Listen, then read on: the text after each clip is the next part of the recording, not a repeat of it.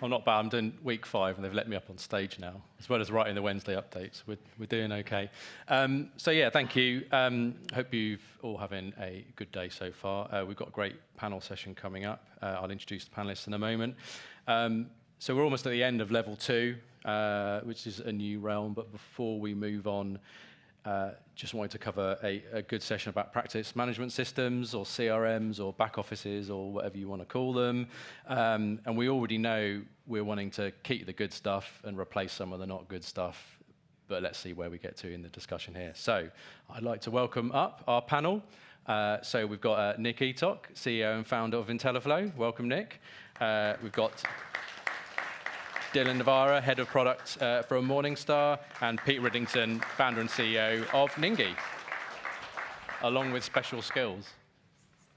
Ironically, my not Scottish has been translated into Scottish, so we've gone with that. So welcome everyone. Just as a reminder, as I think Mark said, plenty of online activity, so please do ask questions there. The Oracle will be making another appearance in about 20 minutes or so.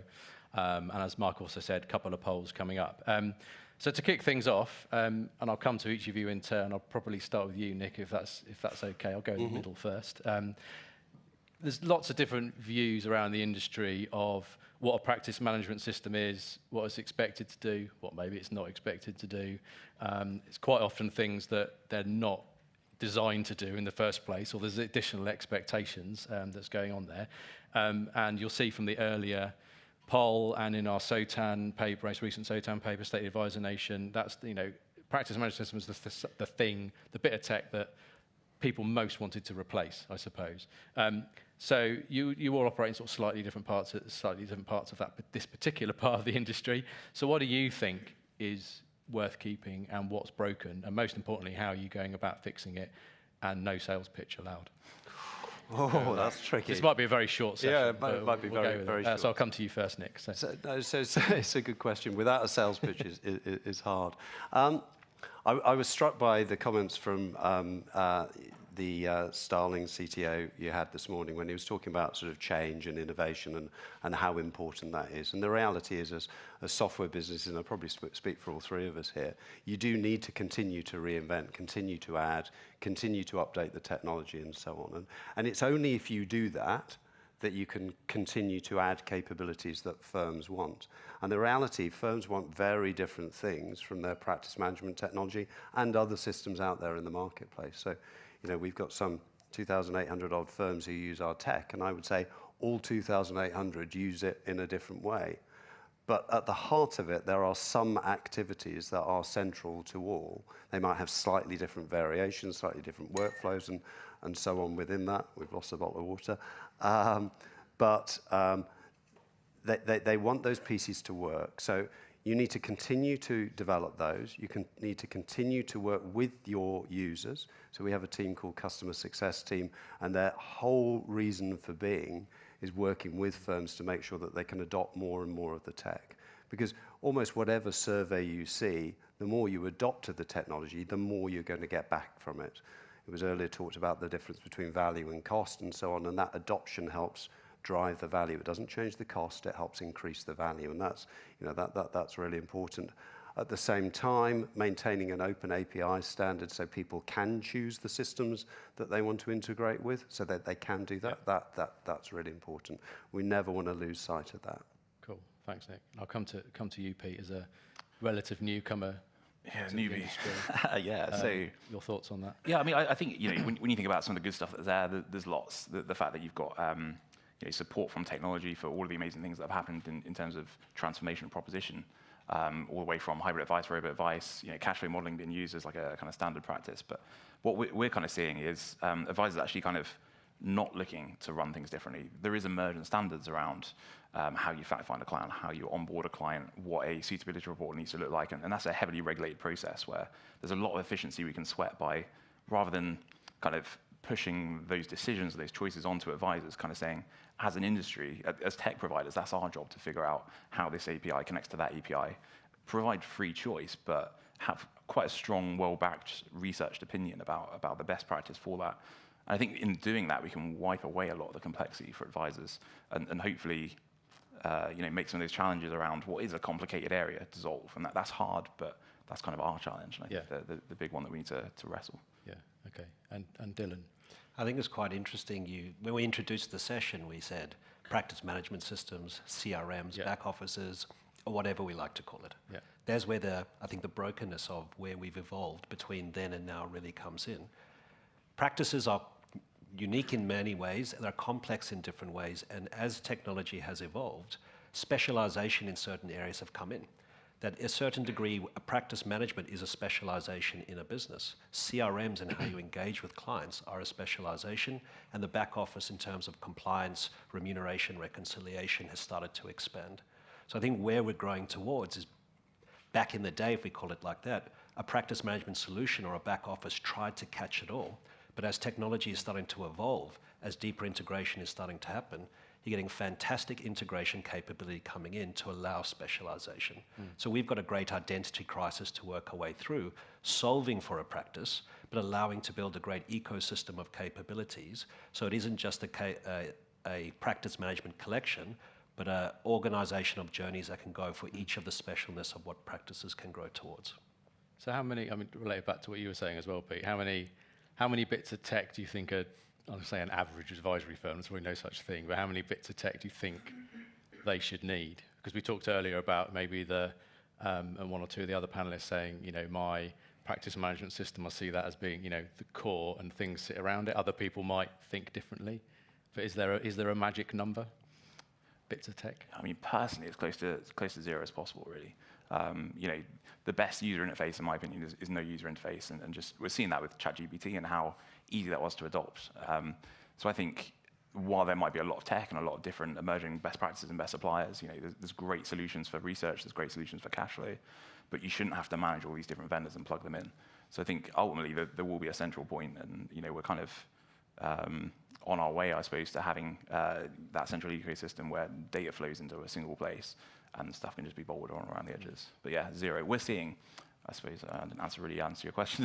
I think the average is like 10, 20 different bits of kit. And some of the firms we're working with are really pushing the boundaries of what you can do with tech, are looking at 30, 40 different bits of software, some of which is experimentation, some of which is core business. But there's a lot, and that's a lot to wrestle and keep fresh.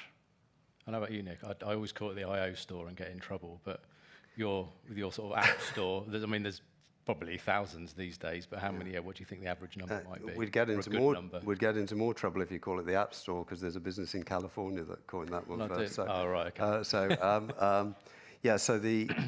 I think it actually partly comes back to a point Dylan made. He touched there on journeys, and user journeys are really important. And whether those user journeys are about an advisor, an administrator, paraplanner, or even an end client, getting those journeys so that they work seamlessly and meaningfully together is probably the most important thing of the job that we do. Now, sometimes that involves working across multiple systems to do that, because some people want best-of-breed tech from different solutions that they want to have harnessed and knitted together to create as good a user journey as possible.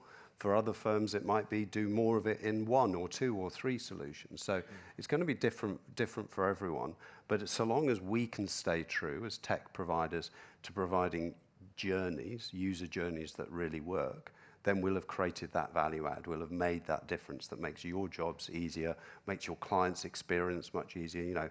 Very much so that the role, I think, of a core practice management system, or whatever you want to call it now, is much more about the engagement with clients now, and how your engagement with clients works. And we've seen a rapid change and evolution in that. Some of it since COVID. We were talking about COVID earlier, which certainly drove up digital adoption with the end client in mind too, but has created efficiencies for everyone in the spectrum. So I think in many ways, it's almost the wrong question being asked. I would challenge anyone to ask how many apps do you have installed on your phone right now. We probably don't know the number. And in any business, how many software solutions do you use? We probably don't know the real number. There are so many we use for financial services. I used the calculator app on Windows the other day. There are a lot that are being used. It's the friction that gets in the way. You use 100 apps if that's what you need to do. The problem is the transition between the applications, the double data entry that occurs in the way that makes it really cumbersome. Then there's the cost that comes into play. So if we can find a solution as providers, to your point, Nick, in creating an end-to-end journey and experience, It would be fantastic if you didn't realize how many providers you needed to use because you went end to end to be able to deliver it. So it was cost effective, it was seamless, delivered the value to the clients and the business in a scalable way. It wouldn't matter how many applications you use. So we probably don't realize how many applications are being used from the front end layer all the way deeper.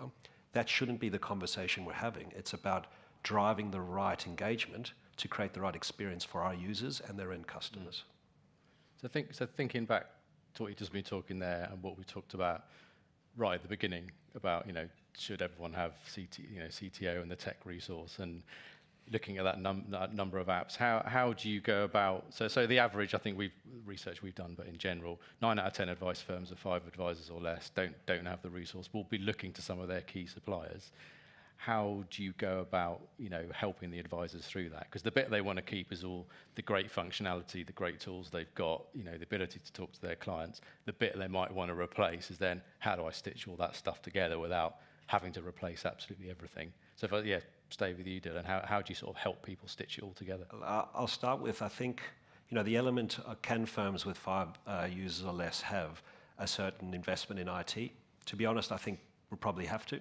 Yeah. Cybersecurity is here and it's a problem now. So if any business feels they can spend money on paying for internet or paying for electricity, if you don't have a budget to be able to pay for your security and infrastructure, that's starting to get more and more dangerous, and I think we need to look at that. Saying that, having a CTO and thinking about embedding APIs and trying to integrate technology, I think there's a responsibility on us as providers to remove that burden. We should own the experience as a provider of that experience, to say there's a certain element about protecting your data which you should understand. You should interrogate us to understand that we're doing it in the right way, and then we providing the way to create that experience end to end. So like Nick mentioned, it's about, if we're integrating different best of breed providers, create the platform that allows it to happen. We don't necessarily need different firms to create their own way of putting the plumbing together. We can try to create that experience so that you have that already available to you. It's then about understanding how many of those experiences you need as a business, and that relates to the service you're providing to clients. And Pete, as a newer tech firm, but all built on the modern kit and sort of starting from the ground up, do you finally sort of look at the world a little bit differently, or same challenges solved in a different way? Yeah, I think fundamentally, firms needing, whether it's an internal CTO or some kind of outsourced support around their tech, it's almost like a symptom or an admission of failure on our part as tech providers. It shouldn't be that difficult to pick up a piece of technology and run your business. And I think we will see, as we've seen in other industries where tech's been disruptive, that's kind of a kind of passing wave where emerging standards will happen, and the need for individual firms of 5 people to be plugging in APIs or even understanding that that's a thing they need to consider, that's taken them away from working with customers and clients, which is what they want to do. So I think no. Maybe it needs to happen in 5% of cases where you've got a really nerdy set of advisors that love doing some cool stuff with tech and want to be on the bleeding edge. And I still think we could have some fun with that as well. But no, I think would be the short answer. Yeah. If I'd have. And in terms of, so Nick, I'll come to you, but in terms of getting the requirements out of a user, so for all that stuff where they've got a lot of different things, maybe they're not sure what they want to do next, where they need to go. It's not an obvious choice. How do you go about maybe getting the requirements from an advisor or firm who might approach you, so you can give them the best solution? So I'll come to that. I'll answer the previous question if I may first. Yeah, sure. I think the central thing here, if you look at all 3 of us sat on the stage here, we're all software as a service providers. So SaaS is an acronym you may have heard. There's lots of businesses out there that do SaaS. They're not just in this sector. But the thing that gets forgotten, I think, very often by businesses is that they think of themselves as a software business, shipping product and so on, and not as a service business. And effectively, we provide a service through that technology, but a massively important part of what we all should do is provide a customer service that makes sure you can make the most out of that technology. And Pete referred to it earlier when he talked about sort of developing a best practice kind of way of doing things. One of the things and I agree with that, we've observed over the years, and we've been going some time now, is that lots and lots of firms use the technology in lots of different ways. And one of the things we've learned ourselves through witnessing all of that is actually what we now think of as best practice. So our customer success teams are out there actually saying, this is how we think you should use it. And sure, you'll have some deviations from that in places and your own specialisms and so on, but you want a track at the heart of that ensures that you can run your business effectively. So I think that's a really important part for the first question, but it kind of answers the second question as well. You know, the requirements, we listen to lots and lots of different voices, and they're all going to have slight things that they want to change, but we need to collate all of that into a central set of requirements that deliver the main value adds. And importantly, those value adds are changing every single day because the marketplace doesn't stand still. It's not just regulation. Sure, regulation changes things. Consumer duty is probably not everyone's favorite cup of tea at the moment, but actually it can drive some really good outcomes. And if you use your technology well, you can deliver against that. It's not just technology, but technology can certainly help with that. So we have to create that track. I think that's the most important thing. Yeah. There's the whole, lots of just, not just in this area, but across technology, excuse me, overall about, you know, adopt versus adapt. So there'll be firms, maybe some of the bigger firms, I think about bigger advisory firms, networks, that sort of thing, who will say, oh, great, yeah, I'll take your technology, but I want to rebuild my processes on your technology as opposed to just taking it out of the box and going, because you spent, you know, millions of man hours developing stuff and that sort of thing. So what would you say to them? I guess, Pete, from your point of view, coming in sort of, you know, relatively new, taking what's out of the box versus trying to bespoke stuff, how much of a challenge do you find that with customers? Yeah, I mean, we're probably in a fun position in a way, being relatively new, that the industry's kind of seen that happen over the last kind of 10, 20 years, where bespoking or taking yourself off, whether that is taking a product off the shelf and configuring workflows or literally building from scratch, that you end up on this isolated island, which is a lonely, cold, dark, disappearing place. And so people are actually coming to us now saying, please don't let us do that. We want to work with you. You're investing in this. We respect your opinion. We want to work with you to kind of share that experience. So we're actively getting asked and told by our clients not to let them kind of self-harm, I suppose, and do that, which is good fun. So we're not really seeing this departure of requirements or wrangling between different firms, and maybe at some point we will, but we will strongly oppose and reject. Yeah. I think that's a welcome evolution. You say, is it adapt or adopt? Or maybe we're adapting to adopt. There's an element where, I think you mentioned the comment of being in a lonely island. As soon as you start to move in bespoke, maybe many of us didn't take into account the maintenance cost that comes with that. So consumer duty comes into play, or previously MiFID comes into play, or we customize reports for a certain way of doing things. Anytime there's been an evolution in technology, any bespoke work has rework that needs to be applied. Yep. And that maintenance cost gets bigger and bigger and bigger and more expensive.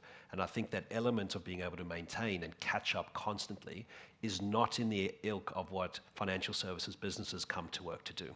Many of our clients come to us and say the last thing we want to do is come to work and spend all day figuring out how to configure and implement our back office solution. We want this to enable our ability to talk to clients. We spoke about the elements of saying practice management solutions are now about empowering client engagement, but sadly we're probably still in the case of trying to just get the practice to run efficiently, still stuck in the administration, and a lot of the bespoke work means that we're trying to maintain in a certain way.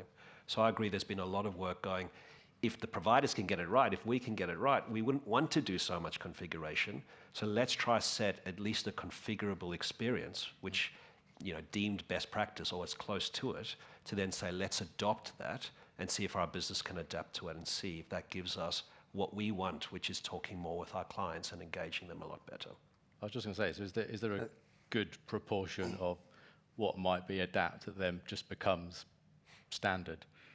Do you find that sort of through user groups and that sort of thing? Yeah, adapt really should be about ideas? configuration and stuff within the software. It shouldn't be about bespoking the software. So the software should be capable of configuration that meets your needs, and that doesn't mean you then have that maintenance overhead. And, you know, back to that whole point of adopt v adapt, actually what's important for you all is to understand what's the business benefit of that. And the business benefit is absolutely crystal clear. We've been running for the last 5 years now, so we're in our 6th year of data, something called the eAdvisor Index, which looks across all the firms who use our tech, looks at how they use the tech and how much of the core elements of those best practice journeys they use, and then we rate them into sort of cohorts of usage. And the top cohort, the champions, doesn't mean they're champion advisors and doesn't mean the other end are bad advisors at all, but they are champions in terms of their use of the tech. Every single year for the last 6 years of data have outperformed every single other category on business metrics. So numbers of new clients adopted, it's 39% higher for that top quartile. Recurring revenue, it's 76% higher. Assets under management, it's 64% higher. So all this stuff is really meaningful. So if you do adopt, you generate better business results. Cool. And Pete, anything? Well, it's quite early days, but yeah, what are you finding in that sort of area? Yeah, definitely. I think it's really tricky because I can't sit here and say Ningi or any other company knows the best practice. Financial advisors know their business best, and we need to be receiving that information and working with it. And I think at any point that there is a disagreement on the right way to fact find, the right way to do a workflow, we can put that to our users and kind of interrogate that and understand and use data to kind of support a decision. But I think the more open we leave some of these things, and configuration versus off the shelf versus not, and all those kind of things are murky opportunities to kind of miss the point, I suppose, of the more deviation from a central point of commonality, that the harder it is to integrate, the harder it is to leave, the harder it is to do anything with that system. So that's the real point of interest for me, if that makes any sense. Yeah. There's also, and sorry to jump in, is go. in other parts of the industry, there's already that standardization. You look at platforms, you look at quoting tools and comparators, cash flow systems. There's enough configuration in there to be able to configure, but it's a standard set of workflows that we're looking to adopt, and it's scaled the industry in a certain way. And I think for many businesses, there's an element that there is a fantastic uniqueness, but the element of conducting and delivering advice has a white label effect. There's an area of configuration and personalization that you could still adopt and still be able to have as a configuration, but it doesn't mean rewriting the entire software workflow to be able to achieve that. Yeah. So it doesn't mean we depart all the way that all businesses become synonymous, but it's really about identifying what are the areas of value that configuration can give to your value proposition. Consumer Duties really helped with that. When you think about the value for money that you can give to your clients, is where the areas where your value can be delivered. It's probably not necessarily the automation a fact find that you might be able to do. It's the act of delivering the fact find and how it can be conducted. So there's lots of areas where there's still an opportunity to personalize, but probably not thinking about a whole business is totally different, so the software needs to flex for a completely unique structure. So there may be areas of not complete standardization, but areas where we can standardize in certain gaps, allowing areas of configuration that delivers value to a lot of businesses. So on the way to being able to say fully standardized, but not totally eliminating, I'll use the white label effect that gives you still a better value proposition. Yeah. And I'm going to come to the Oracle in a moment, just while she's hooding up. But just very quickly, what's sort of for each of you, if you could take one thing, one bit of key tech from another industry, what would that be and why? So I'd naturally think about, I don't know, bit more open banking, say a bit more, but that sort of, in interaction and data flow and that sort of thing. So just very quickly, one thing you'd like to see in our industry that we could learn from somewhere else. I mean, the open banking one's a good one because open banking has made a transformation for that narrow set of information. It's empowered advice businesses to be able to get more information, read their client's circumstance than they ever have before. And the client, I think this was touched on this morning, the client's in charge of the data. It is their data. They can turn it on, turn it off as they want to. And so that's really important. The wider that could spread across the finance industry as a whole, the better place we would be. It's not an easy ask. That's a really big ask in truth. But if we could get that, you gave me a magic wand, so I'm going to wave it. Yeah. That would be the thing that would be transformational for all of us. Pete and Dylan, anything? Maybe more of the same. I think we're on our way there, but where other industries have got integration right is the standardization of data is uniform. There isn't an element where we've standardized and there's multiple providers of formats to be able to work through. If we're going to get it right to be able to create these fantastic experiences and integration, we need to be able to set a uniform integration standard of how the data model of how financial services works is uniform. That creates a data marketplace that all of us are able to build and integrate ecosystems. At the moment, we're on our way there. But if I had to honestly say, what's the limitation about saying, well, just build these great end-to-end experiences with multiple providers? It's the fact that data's flowing too many places and copying in different ways, and we're constantly trying to augment the data. So magic wand, if we had a uniform data standard, it would lift off the fintech industry to be able to work in a different way. Okay. Just very quickly, Pete, anything? Quickly, that's going to be tough. I was thinking, because we're talking a lot about standardization and things like that, I think it's more a case of, how do we get to a point where people don't have to talk about a practice management system or a back office or workflows? Because I don't think anyone's really that interested. They want to work with their clients and run their business, and all of that stuff becomes really hard and challenging. And the example I was thinking of last night when I was ordering food was like a Deliveroo or a Just Eat. Because I think, you go back 20 years, if you were running a great restaurant, if you wanted to serve that out to people in their homes, you had to figure out e-commerce, you had to figure out payments, you had to build a website, you had to build a menu, you had to hire delivery drivers.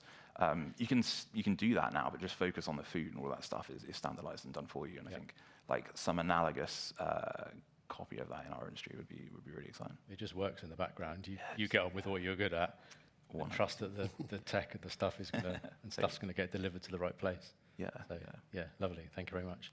Right, just before we finish, I'm going to come to the Oracle to see if we've got any nuggets or any key questions for the audience. Hello, Oracle. Just super quickly, since I think we're running over just a little bit, is white labeling a dying trend? Ooh, that's a good one. Any views on that? I think no. So. I think in I could answer it. In any particular business or industry, your brand is really important to you. When you think about differentiating yourself from business one to business two, a big part of your value proposition is how you present yourself. That's your personableness, the way that you want to work. And so one of the best ways of trying to make technology be a background service is that it feels like the service you're providing. So there's an element of trying to say, well, we're white labeled as if we own the technology delivery, as opposed to it being a technology that allows you to empower your brand in being able to build your ability to market. So white labeling, I think, is a really welcome thing to continue to evolve. But rather than saying we're owning the tech, it's about empowering the brand to help market and move forward. Okay. Anyone else, Nick? Yeah, no, I think that's correct. It'd be interesting whether the questions are referring more to white labeling of platforms or not. I suspect it possibly is. Possibly a bit but the reality is, the reality think about some of the tie-ups and that sort of as thing. those capabilities are converging and getting better integrated and more integrated together, it goes back to Dylan's point. Actually, you should be in charge. You should be in control of how that's represented and visualized and articulated to your own clients. It should be your proposition. I'd agree. The client should not know that the tech exists. It's your brand, it's your communication with your client, and that's really important. Okay, lovely. Thank you very much. Thank you, Oracle. That was a very good question. I'll answer it differently in a blog sometime. So yes, thank you very much. Someone's just pressed it for me. Excellent. Thank you very much to our panel. Very interesting session.